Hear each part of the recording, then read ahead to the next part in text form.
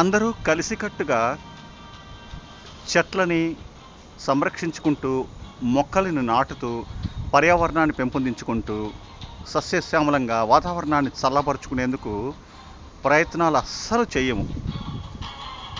కానీ విడివిడిగా ఎవరికి వాళ్ళు 30,000 40,000 పెట్టి ఏసీలు కొనుక్కుంటాం. ఏసీలు కొనుక్కొని రూముల్లో బిగించుకొని అప్పుడు మనము చల్లదనాన్ని ఆస్వాదిస్తాం.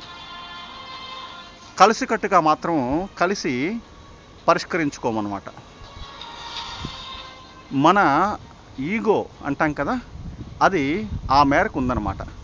విడివిడిగా నష్టపోయినా పర్లేదు కానీ కలిసికట్టుగా మాత్రము మనము కలిసి పని చేసుకోలేమన్నమాట. ఆ స్థితికి దిగజార్చుకున్నాం.